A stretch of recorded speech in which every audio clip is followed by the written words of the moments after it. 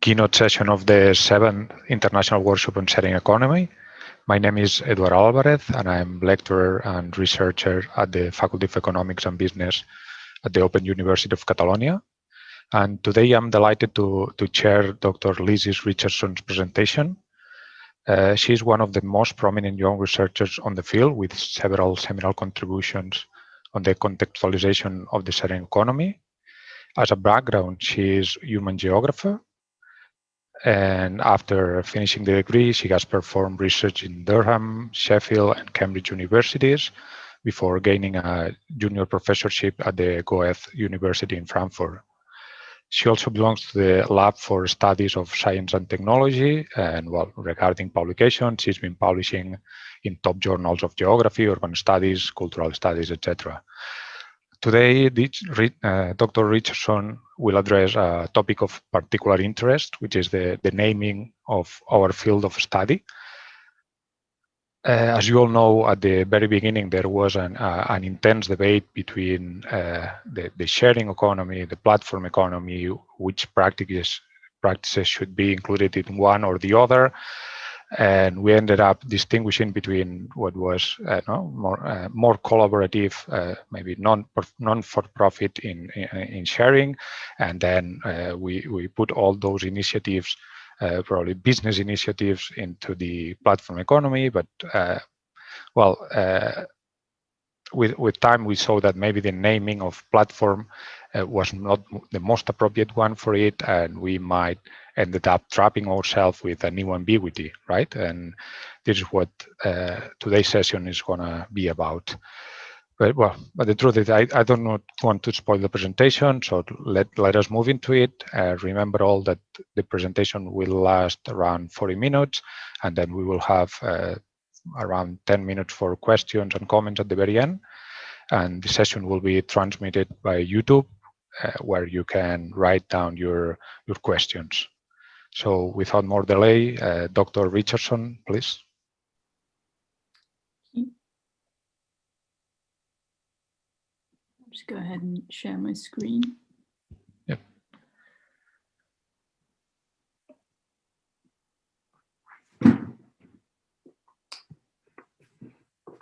Okay.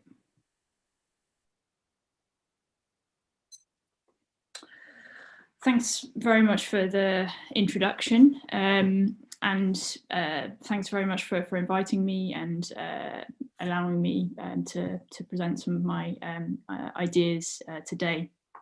So what I want to talk a bit about is, as Eduard said, this idea of the platform. So the sharing economy, when associated with technical innovation, has often centered upon the role of platforms.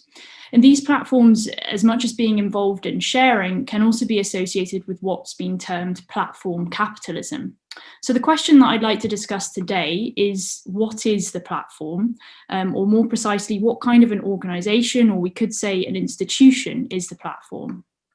However, rather than providing something like a direct answer to that question that would seek to define the platform as a more or less discrete object of inquiry, what I'd like to do is propose a different route of investigation. So one that tries to understand the platform as a more sort of diffuse discursive and material formation, a formation that might have multiple origins and indeed materially manifest in different ways. And in order to do this, we can come up with at least two broad lines of inquiry. One that considers what platforms are through what they do. So this might mean processes of platformization, the different forms of socioeconomic organization through which platforms are more or less materially manifest and visible.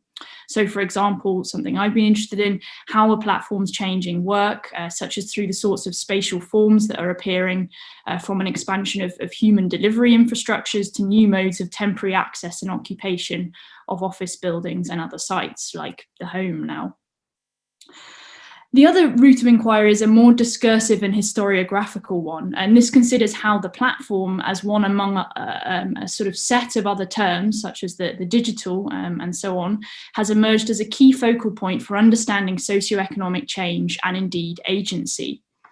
So we can think here of the uses of platform in the present to describe a company. So for example, Uber equals a platform, or platforms as business models that are necessarily understood to be disruptive and transformative. But how did the term platform come to denote such agency, and what can an examination of particular kind of histories and historical conjunctures tell us about the sort of agency and socioeconomic organisation kind of foreclosed by this term, or opened up by this term even? And it's this second line of inquiry then that I'd like to pick up today. So the issue here is not so much what platforms do, but rather how it became possible to attribute such agency to the platform in the first place. And so this involves what we could call a genealogical approach to the platform.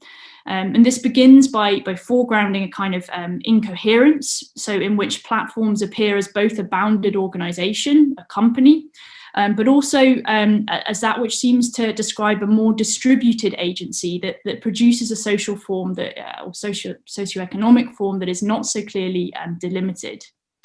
So in other words, there's an inherent kind of structural contingency to the platform, a combination of form and formlessness, or perhaps the formal and the informal, that is nonetheless shaping contemporary socioeconomic relations. And so the genealogy that will be constructed here examines three modalities of what we can think of as structural contingency, that emerge from looking at a field of kind of academic knowledge, so organisation sciences and related studies of computers in organisations in the 1980s and 1990s, which together shed some light on the problem of the platform as one of kind of organisation. And so what I mean by this notion of structural contingencies is kind of operations or processes that make contingencies, a kind of uncertainty, capacity to change, a kind of structural element in this kind of configuration of the platform. And these contingencies that I want to talk about are firstly flexibility, so flexibility to the form of organizations, which arose due to the perceived contingencies of information and communication technologies. Secondly, a coordination of the overt activities, so the tasks that compose organizations, which were perceived to be less fixed and more relationally defined with these new technologies. And then thirdly, articulation of different strands of work together as a kind of invisible or background work that was recognized to be important to the role of computers in organizations. Now, I've just kind of given a brief overview here. I'll explain these in more detail. And so, although understood within the context of bounded organizations at this time, so in the 1980s, 1990s, flexibility, coordination, and articulation as these modes or modalities of structural contingency were, in fact, I'm suggesting kind of seeds for undoing the kind of fixed organizational parameters that constitute our understanding of platforms today. But before expanding a bit on this, I want to begin firstly by situating this question of platforms in relation to the sharing economy, followed by outlining in a little bit more detail what is meant by a genealogical approach and what this might bring to our kind of contemporary understandings. So, as I mentioned, the sharing economy is more often than not understood, at least partially, to be distinctive because of the platforms that constitute it. So, for example, platforms are what allow for peer-to-peer exchange and locally specific access to a resource at the same time as being potentially scalable or applicable in different places. So, in simple terms, we could say that the arrival of a platform at or in a specific place, a city or a town, for example, thus can be conflated with the presence of the sharing economy. So that platforms are often understood as key actors and holders of agency. Of course, platforms are also equally framed as exploitative and extractive, so that in some commentaries that the qualifying term sharing economy platform has been adopted to denote those kind of platform arrangements that are perceived to be more socially or, for example, environmentally just. And the interest here is not so much with specific platform companies, nor with questions of whether platforms involve sharing or not as some kind of potentially alternative to capitalism. So in line with strands of feminist thinking, for example, we can see sharing as potentially both a use and a refusal of capitalism, in which platforms as organisational forms certainly have a role. So platforms thus can be understood as more kind of provisional expressions of capitalist and non-capitalist activities and relations, depending on how this is played out in practice. So rather than asking whether platforms equal sharing, we can start with this kind of provisionality of platforms to consider what exactly platforms might be as organisational forms that are perceived to be defining elements in the sharing or other contemporary monikers of economy, digital economy, platform economy, and so on. It's by understanding better what the platform is, or more correctly, perhaps the incoherencies of platforms, that we can make sense of contemporary socioeconomic change. For it's immediately clear that there's a kind of unintelligibility to platforms, that they are not singularly defined because they're both attributed an agency as more or less bounded actors like a company, but also seem to distribute agency, providing the capacities for others to act. And it's this incoherence or inconsistency to platforms that can be interrogated through a genealogical approach. And this is, loosely speaking, historical, although not a history in a strict academic sense, in that it uses the past to make sense of the present, what Foucault called a history of the present. So the aim is to draw attention to present incongruities, challenging the givenness of a term like the platform by trying to understand from where its problematic emerges. So the method, therefore, is not an attempt to kind of find solid foundations or origins, but to shed light on potentially multiple and discontinuous sites and processes that give rise to a contemporary phenomenon like the platform. And genealogies, whilst necessarily textual as modes of analysis, do not simply privilege the discursive, or perhaps better, do not kind of separate the discursive and the material, or discursive and the practiced. So this means that a genealogical analysis differs from simply looking at appearances of the term platform.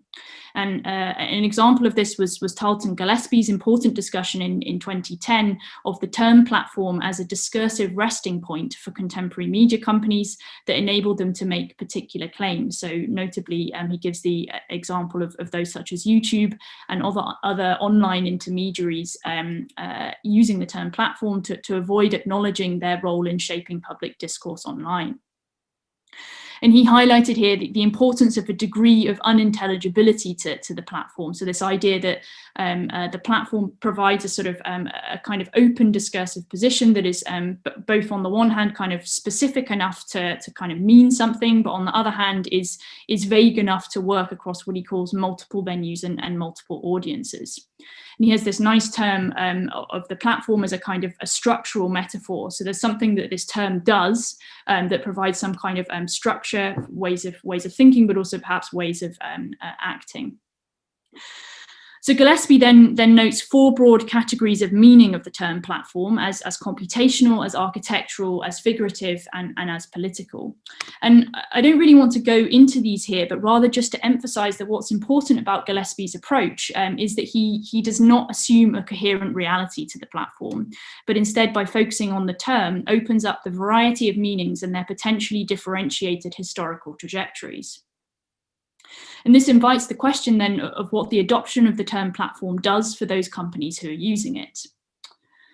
So the genealogical approach that I would like to take here similarly starts with the term platform, picking up inconsistencies in its meaning and therefore its lack of givenness and coherence. However, the focus is on tracing an historical emergence of a set of practices that constitute the contemporary problem of the platform as both a kind of organisation and an organisational force. So what is the purpose of doing this? Well, it's to say, yes, the platform denotes some sort of change that constitutes something of a contemporary socioeconomic condition, but this is in no way part of any grand linear scheme of progressive history. So it instead emerges through a variety of potentially chance historical turns, in this case focusing on the history of organizations and technology, but we could think of other foci that might allow us to tell a quite different story. And so the platform, therefore, is by no means a fixed descriptor for a singular set of actions. This genealogical approach provides a deeper sense then of the sets of practices that underpin the contemporary platform, notably for us, how it is that contingencies come to form structures for organization. And it's these configurations of structural contingencies that now I'm suggesting are known as platforms. And so by further showing that the chance nature of such emergence, a genealogy can indicate that there's no linear nor singular trajectory for platforms in the future, so as arrangements involved in sharing or other kind of denominators of economy. So with this in mind then, what is the contemporary problematic of the platform, or indeed, what is the platform? So as I've alluded to, of interest within the scope of this lecture is what sort of an organisation or potentially an institution is the platform, rather than anything concerning what we could call its technical constitution. An issue is the way in which the platform is both a company, so a more or less bounded organisation, and also necessarily a process of organisation beyond the bounds of a given company. So most obviously, companies from Uber to Google are referred to as platforms, although even this is not necessarily completely straightforward, as it's not always clear whether this refers to the structure of the organisation or to what the organisation does, or both. Because, for example, the platform is also understood as a business model that is central to enacting a kind of digital transformation. So Google might be a platform, but it also might have a platform. However, platforms also necessarily exist as sets of processes that extend beyond a company, in other words, decentralizing some of their characteristics and distributing agency. And this is noted eloquently by Anne Helmond, again in a more kind of media studies context, in her discussion of the platformization of the web, in which she describes processes through which social media platforms, particularly Facebook, extend into other spaces online, which in sum for her occur through the decentralizing of platform features and the re-centralizing of platform-ready data. So for example, Helmond sets out how platform content and features are modularized so that they can be used elsewhere on the web beyond the platform itself, extending and distributing the platform across different web spaces. But we can also see, I think, how such distributive tendencies of platforms exist beyond the realm of social media. A simple example of what I mean by this is the variety of manifestations of a food delivery platform that intervenes in and organizes differentiated activities across more or less formal urban arrangements and spaces, such as the enterprise of the restaurant, the individual work and life of any given food delivery worker, and the site of food delivery, often, though not exclusively, a domestic space. So rather than a bounded organization, what holds together these sites somehow as a platform is a contingent structure, a flexible spatial arrangement that produces shifting forms of organization that have the capacity to incorporate and release different elements that might engage with it. So in the case of food delivery, the riders, restaurants, and customers all have agency in the organizational arrangement to differing degrees, and can also, again to differing degrees, relatively easily release themselves from this.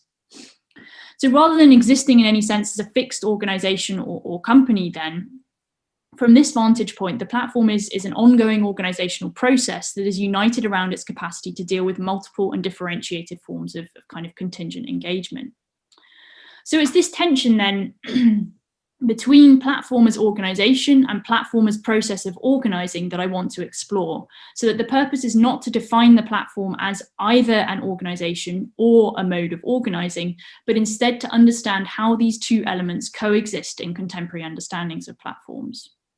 And to do this, I want to construct a genealogy of the platform through a focus on one particular field, which is, as I've said, of organisation science and the related and relatively minor field of computer-supported collaborative work.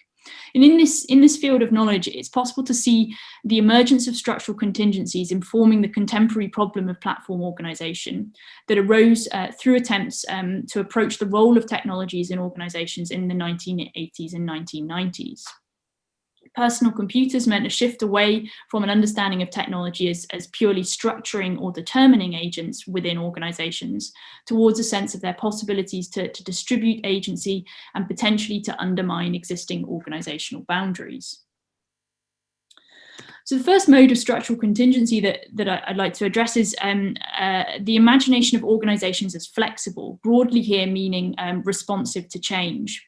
So flexibility as a term now is well integrated into the contemporary business management lexicon, and of course extends beyond that. So for example, the term is used in English, but also similarly in French and German to denote variable working hours and sometimes location, which often, although by no means always, goes hand in hand with a notion of worker choice. So in the UK, for example, the right to flexible working was seen as a relatively progressive piece of legislation. However, in the 1980s and 1990s, flexibility was a relatively nascent concept in organization science, with the idea that an organization should be flexible, going against the rigidities of previously more fixed hierarchical structures.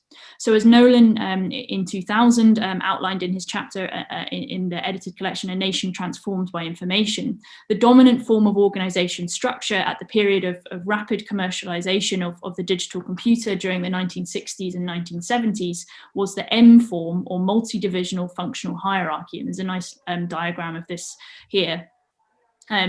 So the idea here is that there's a kind of a central management and then a series of divisions in which each kind of aspect is replicated. So there's a kind of hierarchy of line and staff functions.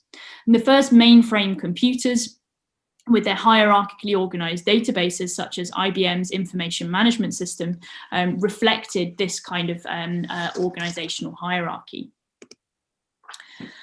However, as historians of architecture have shown, there was nonetheless, prior to the 1980s, a relationship between information technologies and flexible corporate spaces. And so ideas of flexibility relating to organizational structure and management. For example, Reinhold Martin notes in 2003 in The Organizational Complex the influence of cybernetic thinking, and in particular ideas of self-regulation and self-organization that were already present in corporate architecture from the 1950s and were beginning to produce new kinds of constructions that, according to him, did not possess the traditional spatial properties that divided inside from outside in any meaningful sense.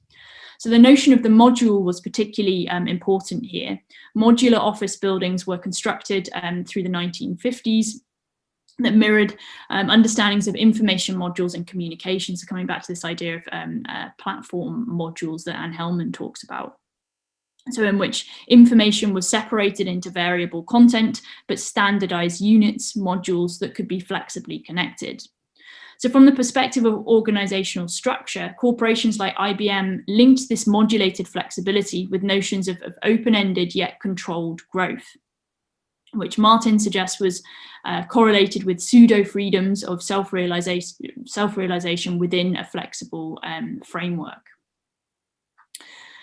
So from these beginnings, by the 1990s, though, flexibility was to become integral to thinking organizational structure with new technologies. As is indicated by Martin's analysis, at issue is not so much how a machine or technology acts on organization or vice versa, so how a machine is shaped by the organization, but rather the understanding of how a given machine and organization, or a given technology and organization, exist as part of a wider apparatus, in this case understood as an apparatus of flexibility. So this two-way relationship between technology and organization, in which both shape and are shaped by each other, is illustrated in organizational scientist Claudio Ciborra's writing in the 1990s, which demonstrated the growing importance of flexibility as a means for organizations to adapt to rapidly changing environments.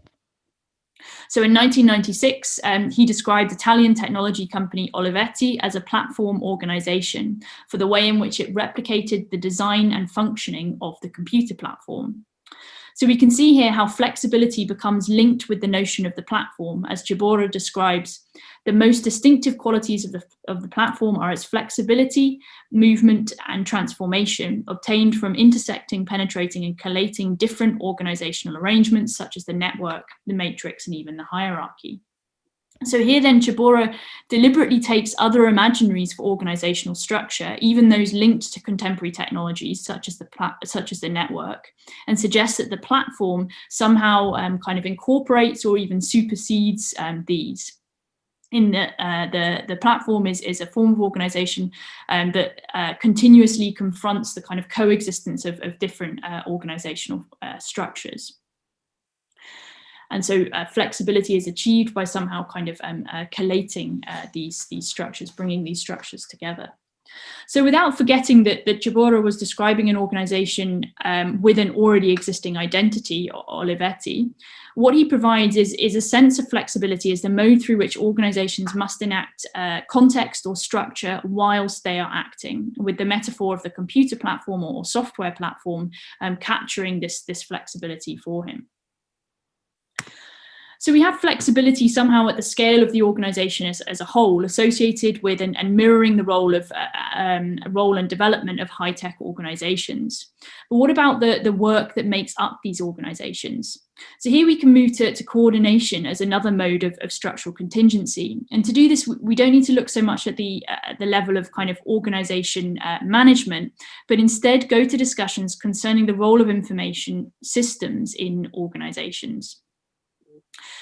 So coordination as the process in which different elements are brought into relation with each other is integral to the act of organisation. Whilst previously much coordination in organisations had occurred, at least theoretically, in a top-down and planned manner, increasingly computerised information systems meant that the definition of a basic unit composing organisations, so the task, was being altered, which therefore had implications for how coordination could occur. And the basic point here is that organisational coordination becomes a much more contingent affair, so that the tasks for coordination were themselves often without fixed parameters and therefore were much more kind of relationally defined. And I think it's helpful to think briefly here of how in the modern organisation, both of industrial production and of bureaucracy, was premised upon functional specialisation. So in which the activity of a given organisation was broken down into its smallest composite elements. And this required a clear definition of the task for workers to allow for its easy execution by the worker and its fit within a larger realm of kind of organisational production. So therefore, at least in the theory of the modern organisation, management had a high degree of control over task definition so that coordination was set out in advance, meaning that when combined, tasks produce a largely fixed and supposedly efficient structure for carrying out organisational goals. Decisions were structured in a hierarchical chain of command, which meant that all changes to task definition must rise up and pass through the next higher manager. So we have this sense of, this is from Pinoche, we have the sense that the bosses therefore provide communication between units rather than kind of workers themselves. And computing within organisations, and particularly bureaucracy or those that were office-based, initially could be situated within these mechanisms of hierarchical coordination, for it was predominantly used to carry out existing business functions with rigid kind of task definition. However, computing gradually promised novel means for running organisations through database operations that would require less rigid parameters for tasks. So by increasing digitized informational content, computers created opportunities for spontaneous rather than kind of, we could say, predefined patterns of interaction that simultaneously changed the constitution of tasks and offered new ways of dealing with or coordinating complexity and uncertainty. Such questions of coordination were the focus for a group of predominantly, although not exclusively, computer scientists from the late 1980s who were studying what became called computer-supported collaborative work, which focused on the ways in which software, and in fact focused on the development of software that could enhance the capacities for individuals to work with each other through or with computers. And the problem of coordination and its implications for task definition in a changing environment were noted here early on. So we have this sense from Holt in 1985 of the importance of needing to appropriately define or express tasks, so using the appropriate conceptual and structural units. And this would then allow their kind of flexible coordination, but also in a well integrated, so a good operating manner. So we have then, or begin to have then, this sense that tasks are potentially relational and not fixed, meaning that coordination must allow for their changing definition in response to changing environments.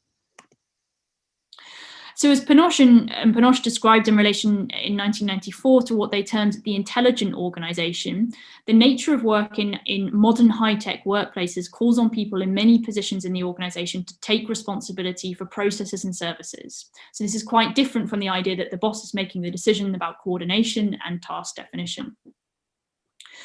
So to deal with these more distributed agencies and capacities to act, the suggestion was that computer-based coordination mechanisms, a term elaborated by Schmidt and Simone in 1996, needed to be developed in order to hold the organization together. And these coordination mechanisms were comprised of, on the one hand, an artifact or medium, something that kind of mediates the process of coordination, combined with a protocol or set of rules that enables coordination of tasks to take place in a relatively contingent manner. And this kind of contingency is apparent insofar as Schmidt and Simone say, the actors should be able to define the protocol of a new coordination mechanism, as well as to redefine it by making lasting changes to it. So there was therefore a more contingent understanding and approach to coordination, which was central to how organizations with computers could kind of occur with some degree of control over organizational structure.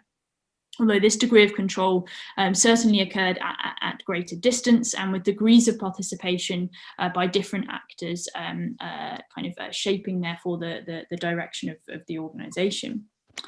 So if flexibility required a more contingent perspective on coordination of tasks in organizations with computers, then in turn, such an altered understanding of coordination meant that a different approach to organizational activity was necessary, one that focused not only on tasks themselves, but rather more on the conditions of visibility for tasks, what became called their articulation, or sometimes the articulation work necessary for activities to take place. And like coordination, articulation work has always been necessary for organizations, but the increasing use of computers turned attention towards it and meant that it became a kind of specific interest for those studying and designing information systems. Broadly, articulation or articulation work means the processes through which work and work tasks become visible, both in terms of the efforts required to delimit tasks and those required to ensure tasks fit together. So it can be understood as a form of kind of supra work that composes any given division of labour and yet transcends the particular tasks within this division of labour. So what this tended to mean then was that articulation work referred to usually invisible forms of work, in that they were not necessarily factored into the kind of formal delimitation of tasks, nor the organisational purpose as a whole. However, this type of invisible work could no longer be ignored when designing systems, given the complex different forms of work required for the contingencies of computer-based organisation. Computer systems and their information infrastructures involve new forms of invisible and visible work that combine the often abstract intellectual competencies of the worker with the capacities of a particular technology. The interactional nature of these technologies then meant that systems designers became more acutely aware of what was termed the tension between formal task descriptions and overt work on the one hand, and informal tasks and behind-the-scenes work on the other. And so in this context then, articulation became of interest, or was indeed named by systems designers so that they could incorporate the invisible efforts that were a necessary yet contingent part of information systems. The term articulation work itself arrived in research on computer systems via the work of two American sociologists, Anselm Strauss and his one-time student Susan Lee Starr. Both Strauss and Starr were interested in what they termed the ecologies of visible and invisible work that they understood as central not only to relations of work, but indeed social organization in general. And regarding information systems, they argued that inadequate or underrepresentation of work through computer systems did not mean that certain work no longer took place, i.e. that it somehow disappeared, but rather that in many cases it was displaced through technological aid, sometimes onto a machine or a technology, but also onto other workers.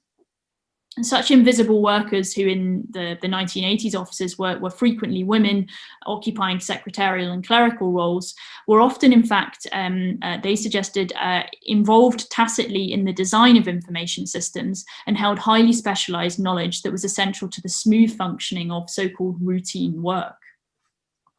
As Strauss argued, what this meant was that more attention needed to be paid to how the work in a given organization took place.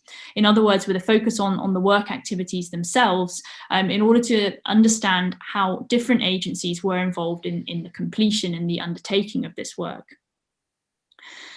This was for him highly interactional rather than a kind of fixed work process. So we have this idea from Strauss in particular, this relationship between kind of structure and interaction that becomes very important for thinking about the role of computers as highly interactional technologies in organizations. So he talks about how structures of work are articulated in and through interaction, or what are the interactional mechanics that shape work performance.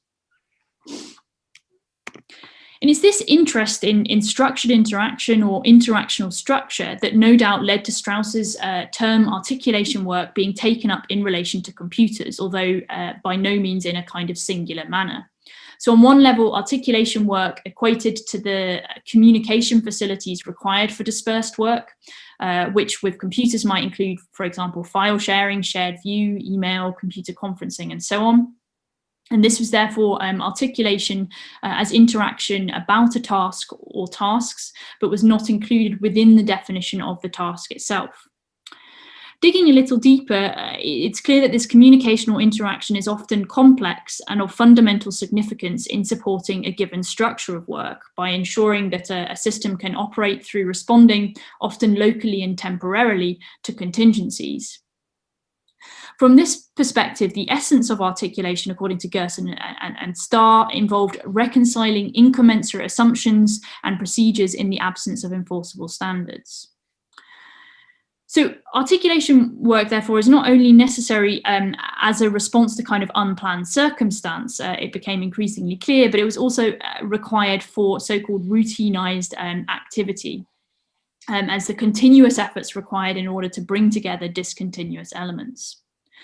So articulation work was a necessary addition to flexibility and coordination, for as a more mobile organizational structure appeared, the coordination of different elements became more important, which in turn meant more articulation work to hold together or to realize some sort of structure for these coordinative capacities.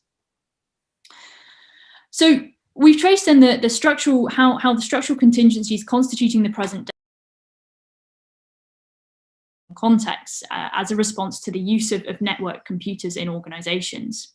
And these responses to some extent challenge the boundaries of the organization at the time, but can also be seen as part of attempts to create a new sense of organizational structure that we can now kind of see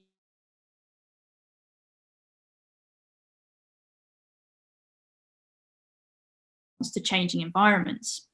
And with the platform, the starting point for structure is flexibility, with the question being where should elements of fixity exist in the structure in order to enable its flexible operation.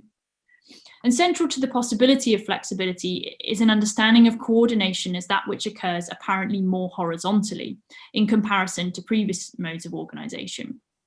And for the platform, such coordination must necessarily incorporate high degrees of task contingency, sometimes concerning the task itself, and other times the data structuring the task. So, for example, the time or the location of the task. And then finally, these contingencies to coordination of tasks mean that platforms like systems designers began in the 1990s must account for forms of articulation or articulation work that enables the final goal of their operation. An obvious example here is the way in which food delivery platforms incorporate and indeed to extent render visible the work of delivering food. However, in each of these cases, questions of rigidity, fixity, and indeed, therefore, of course, control remain. So, for example, how is flexibility defined and managed through coordination mechanisms? To which actors does the majority of our articulation work fall?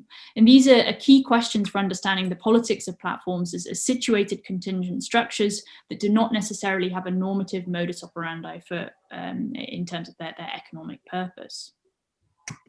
So by way of a brief conclusion then, this genealogy of the platform through organisation sciences and organisation studies and their relation with technology has shown how the platform has emerged as both an organisation and a kind of organising device that is at once firm enough to comprise a kind of structuring entity, and at the same time open enough to change aspects of its form and also wider kind of social relations.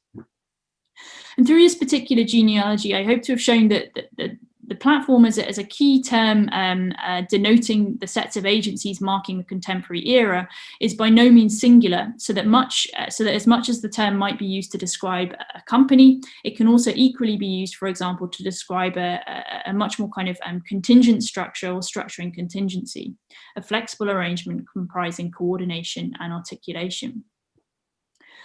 What this then implies in relation to our kind of specific questions concerning sharing economies is that platforms are not necessarily attributable to a given type of economic activity.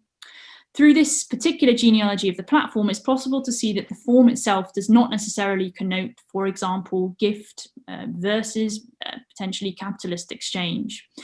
So this is to go against straightforward critiques of platform capitalism, as important as critique certainly is, to say that a platform is not necessarily contra egalitarian forms of association. At base, the platform can be understood as a contingent social arrangement that mediates different networks, itself producing contingency, but this does not necessarily equate to gifting, to exploitation, to other forms of kind of potentially unequal economic interaction. As with all forms of technology and structuring devices, it's necessary to understand platform operations and constitution in situ. And this seems particularly crucial here, given the deliberate contingency to the structure of platforms.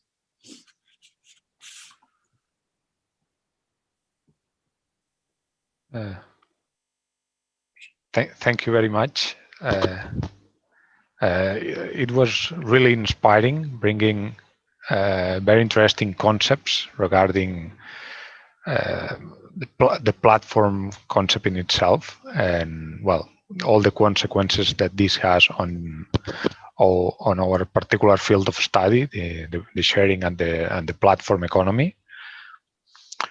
On this regard, there's something that it's crucial for the emergence and the spread of this kind of platforms as probably not as a form of organization, but as a technology or a process that helps that. That is the facility, the ease to scale up on and becoming multinational or international actors.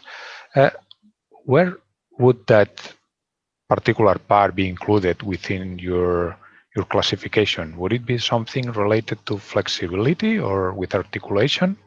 How do you see that?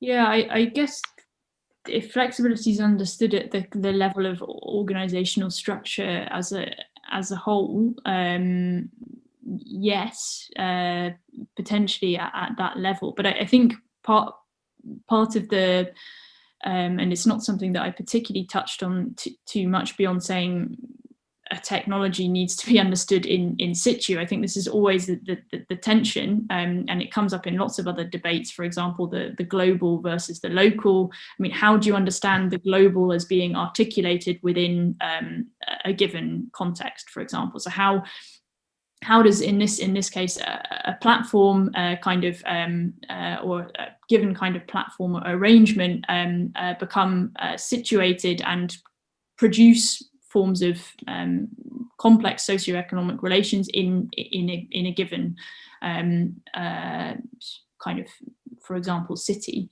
And I think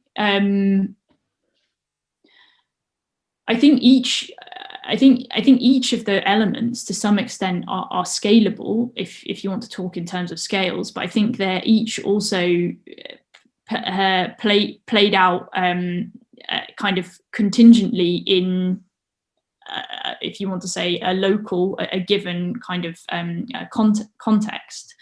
I think from a slightly different perspective, in terms of more the kind of travel of kind of knowledge and ideas. I don't know whether I mentioned this, but I mean, firstly, I'm reading mainly in English. I read a bit of French, but I'm reading mainly in English. So this, and I would say, though, of course, much of the kind of the literature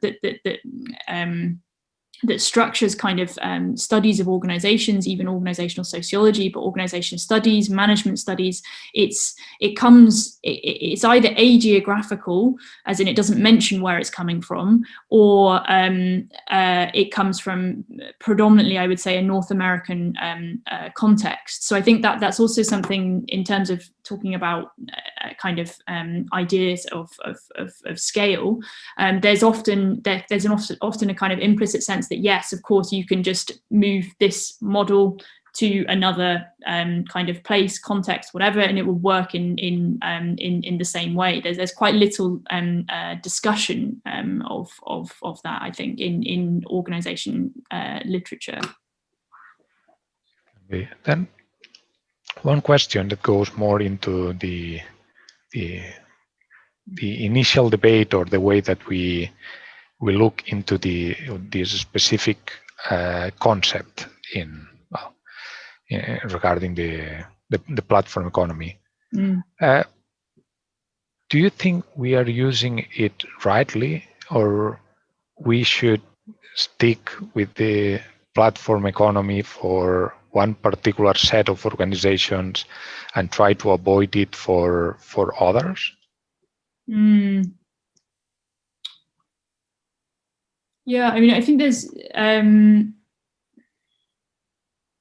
I'm not sure whether it's for me to say how people should necessarily use the term, but I think one of the things that's interesting, and I alluded to, and I think you also did in your introduction, there are certain platforms in the sense of basically organizations that are referred to as sharing economy platforms, and then there are others that are referred to more generally as exactly comprising the platform economy. I suppose one of the things that one of the things that I think is important, and this is in Gillespie's argument, is what does calling something a platform do? Like, what does calling a particular organization a platform, what does it allow for that organization, or what does it allow when you're describing a particular set of processes, for example? I think one of the other things that I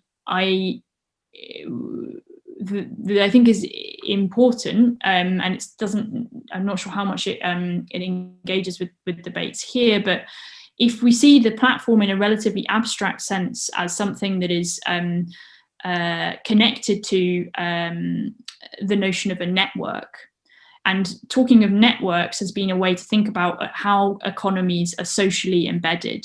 So what is the relationship between a platform and a network? And I think that's a reason for thinking about a platform in a more abstract sense, because platforms kind of mediate, they kind of coordinate different networks. So we can think at an abstract level. Yes, of course, we can have a political economy of a platform company or whatever, but I think we can also think about, well, what does the platform afford almost intellectually, or in terms of trying to describe contemporary social relations? What does thinking about the platform in relation to the network do as well for, how do we understand the sociality of economy, for example? Okay, thank you. There's a question from Vera Vidal, a PhD student at the UOC. What do you make of algorithm management with this framework? How does agency is affected by it? Sorry, could you say that again? Yeah, the question is written as, what do you make of algorithm management with this framework? Mm-hmm. And how does agency is affected by it? Yeah.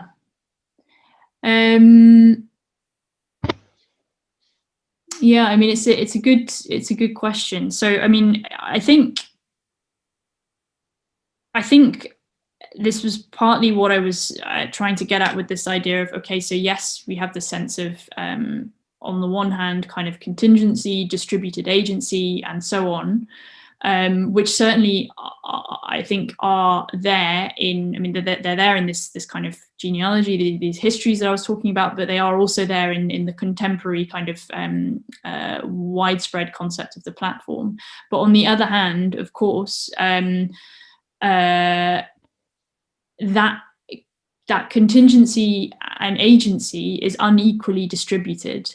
So this is actually where the idea of articulation work, for example, becomes important. So if we think of in a given kind of platform arrangement, the kind of flexibility or the capacity to act independently is unequally distributed. So the articulation work of delivery as a form of work that is, you could say, algorithmically managed, is actually, that's highly controlled. The task itself is to some extent given. It's to move one thing from one place to another, and also that the kind of the time and the location of the task are also determined by the kind of the software. So I didn't mean to suggest that there is no form of kind of structure, I guess it's, or any kind of exactly, or almost sense of kind of concentrated agency. But I guess the question to some extent is how, in what ways do forms of kind of fixity and intense control also allow in other kind of parts of this kind of configuration forms of incredible kind of flexibility, or in, you know, for example, convenience, if we're talking about the delivery of food. Oh, great. Now that you've mentioned these urban initiatives regarding platforms, what is your take on this increasing economic and political power of platforms, for example, in terms of platform urbanism? This is a question from Julie Wilson from the UOC. Mm-hmm. Yeah, I mean, this notion of platform urbanism.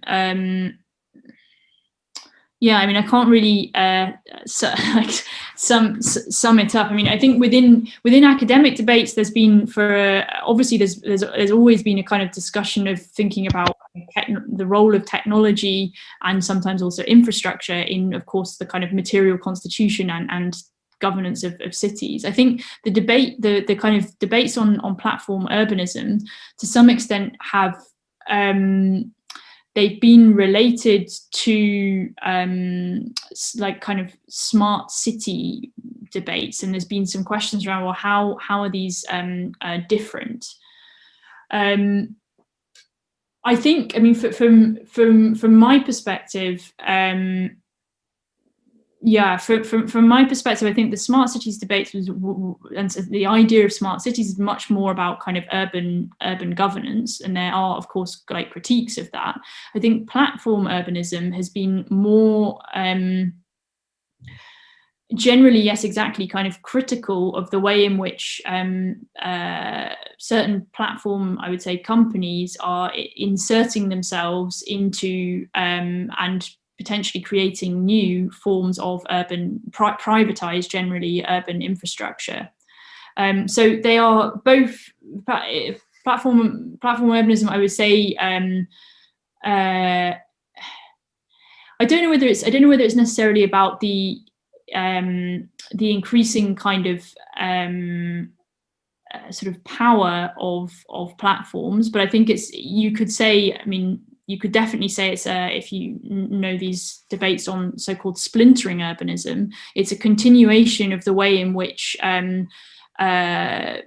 I guess the political economy of infrastructure is shifting from state-owned to increasingly kind of split up forms of kind of privately owned infrastructure, which of course it's not. I mean, I would say it's not. That's not inherent in the kind of socioeconomic arrangement of a platform, which is there in why people are arguing for example, I mean, it's not the same context necessarily, but saying, okay, something like Google should be a public infrastructure, or, you know, the actual kind of the socio-technical arrangement does not necessarily connote it being private or public, of course, or even, I mean, it potentially changes understandings of publicness, for example.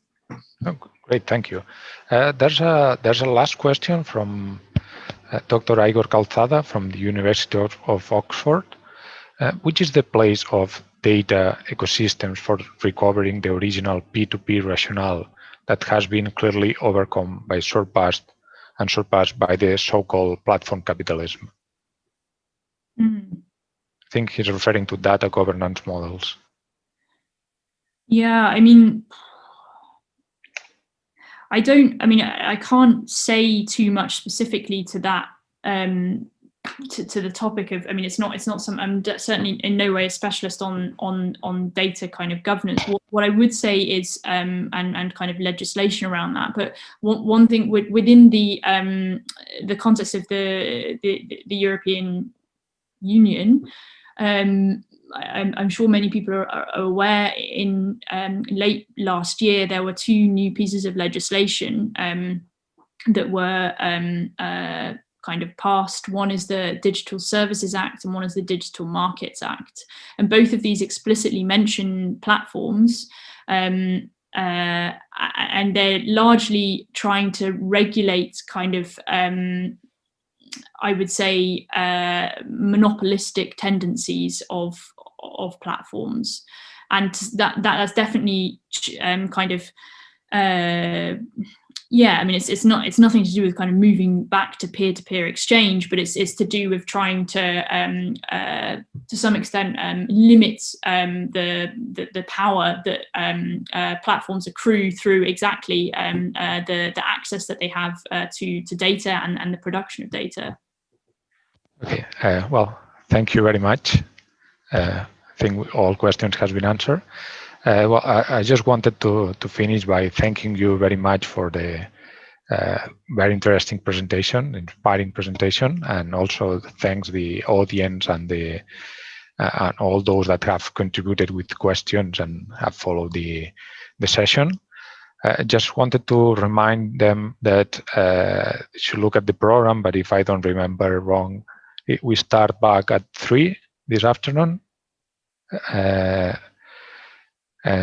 And that's it. Well, I think there's a break now, a short break for having lunch, and we wish you to be back in an hour. Thank you very much, Dr. Richardson. Thank you.